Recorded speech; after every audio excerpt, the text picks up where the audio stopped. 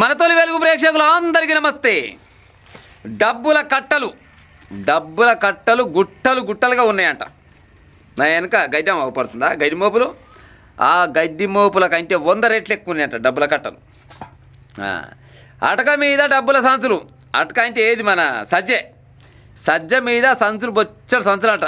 మొత్తం వీనించి ఆడదాకా వచ్చినట్ట సజ్జ మీద. ఆ తర్వాత సజ్జ మీదనే గిన్నె దొరికినాయి అనుకొని బెడ్రూమ్లో పోతే మంచం పరుపు ఉంటుంది కదా, పరుపు కింద మొత్తం పైసలేనట. డబల్ కార్డు మంచం ఉందంట. మంచం మొత్తం ఏడు చూసినా కానీ గింత ఇంచు లేకుండా మొత్తం 100 కట్టలే పెట్టిండట. ఎంత కష్టం చేయొచ్చు మరి ఈయన? ఏం బిజినెస్ చేస్తుండొచ్చు ఈయన? ఎంత పెద్ద బిజినెస్ మ్యాగ్నెట్ అనుకుంటారా, లేకపోతే ఎంత పెద్ద రియల్ ఎస్టేట్ వ్యాపారి అనుకుంటారా? రియల్ ఎస్టేట్ వ్యాపారి కాదు, నా బిజినెస్ మ్యాగ్నెట్ కాదు ఈయన. కానీ ఈయన చేసే పని ఏంటంటే గవర్నమెంట్ కొలువు చేస్తారంట. గవర్నమెంట్ కొలువు అంటే ఈయన నెలకు 1 కోటి రూపాయలు ఉంటుండొచ్చునా? ఏడముంటుంది చెప్పురి. మందికి అడ్డం పుట్టిండు ఈయన. మంది సొమ్ముకు అడ్డం పుట్టిన ఆయన గీన. నోట్ల కట్టలు. ఈయన ఏం చేస్తారంటే ల్యాండ్స్ అండ్ సర్వే డీడీ అంట. ఈయన పేరు నరహరి. డీడీ అంటే డిప్యూటీ డైరెక్టర్ ఏముంటారు కదా, ఇంకొక ఆయన. మళ్ళీ ఈయనకు ఉద్యోగం ఎట్లా వచ్చింది? కారుణ్య నియంత్రణ చట్టం ఏదో ఉంటుంది కదా, ఇంకొక దాని కింద వచ్చింది. అంటే ఇంట్లో ఉన్న వాళ్ళు గట్టినే అయ్యనో అమ్మనో కాలం చేస్తే వస్తుంది కదా ఉద్యోగం, ఇంకొక గట్ల వచ్చింది.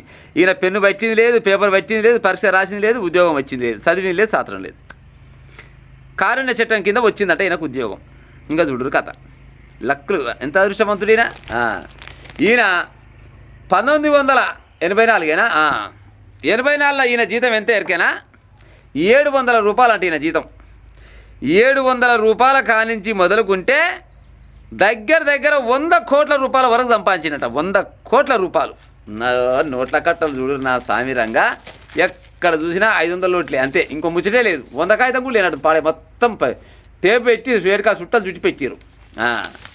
Lands and survey DD Narahari అక్రమాస్తుల విలువ 100 కోట్లకు పైననేనట. నోట్ల కట్టలపై నిధిస్తున్న వైనం పంతాడు. మరి పైసలు పుల్లు ఉంటే మరి నోట్ల కట్టల మీద వాడకు చెడమంతాడు. ఇంట్లో 1,54,00,000 రూపాయల నగదు దొరికిందంట ఇంట్లో. ఇంకా బ్యాంకు బ్యాలెన్సు 2,29,00,000 రూపాయల బ్యాంకు బ్యాలెన్సు. ఫిక్స్డ్ డిపాజిట్లు 5,04,00,000 ఏమో ఫిక్స్డ్ డిపాజిట్లు. ఖరీదైన ప్రాజెక్టులో 4 ప్లాట్లు, 2 భవనాలు, 5 ఇళ్ల స్థలాలుగా గుర్తింపు పొందినయేకి. ఇంకా గుర్తించని ఇంకెన్ని ఉన్నాయో. రెవెన్యూ డిపార్ట్మెంట్లో ఉన్నంత అవినీతి ఇంకేనా ఉన్నది. ఈయన సర్వే చేస్తారంట. గట్టిన బీపాన్ కడితే వచ్చి భూమి కొలుస్తారు కదా, ఇంకొక కొలుస్తాయని అన్నట్టు ఈయన చేతుల డబ్బులు పడితేనే బయటికి వెళ్తారు, లేకపోతే బయటికి వెళ్ళనే వెళ్ళాడంట. పాడైపోను. మరి ఈయన డిప్యూటీ డైరెక్టర్ కదా, మరి డైరెక్టర్ ఎంత సంపాదించవచ్చు?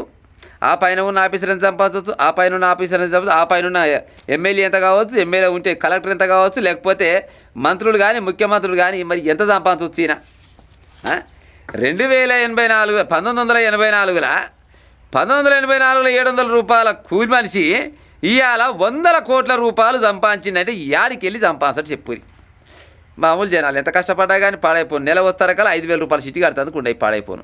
1,000 రూపాయలు తక్కువ పడ్డాయి. మయ్యగా నీరా మమ్మగా నీరా అక్కడ అవతలోనే ఈతలో అడిగిన దాకా మన దగ్గర పైసలు ఉండేవి. వీళ్ళ దగ్గర బ్యాంకులో 5 కోట్లు, ఇంట్లో 1 కోటి రూపాయల చిల్లరా, చేతుల కొన్ని, మళ్ళీ నెత్తి కింద కొన్ని, బెడ్షీట్ కింద కొన్ని, అటక మీద కొన్ని, దుగుట్లో కొన్ని, అందులో కొన్ని పెట్టుకోపోయినవారా దేశెట్టోడా? ఈ ఎట్టారాలు చెప్పు ప్రజల నీళ్ళనిగా సపోంటి లంగసన్నాసులు దొరికిరు. ఇక రేవంత్ రెడ్డి అంటాడు మా ప్రభుత్వంలో అవినీతి జరగదు అని. ఈయనంటే కేసీఆర్ అంటాడు అసలు నా ప్రభుత్వంలో అవినీతే జరగలేదని ఆయన అంటాడు. ఇప్పుడు ఇవాళ ఒకనాడు చేసిన అవినీతి కావచ్చునా ఈడు? ఈ నరహరి అంటాడు ఇవాళ ఒకనాడు చేసిన అవినీతి కావచ్చునా? వీడు ఎన్నేళ్ళ నుంచి చేస్తుండో. ఈయన వెనకంగా ఉన్న అధికారులు వేసంటోళ్ళు, ఆపైన ఉన్న రాజకీయ నాయకులు వేసంటోళ్ళు. ఈయన కాడికి అయితే ఏసీబీలు పోయినట్టు దాడులు చేసిరు. మరి ఈయన పైన ఉన్న వాళ్ళ కాడికి ఏసీబీ పోతుండొచ్చునా?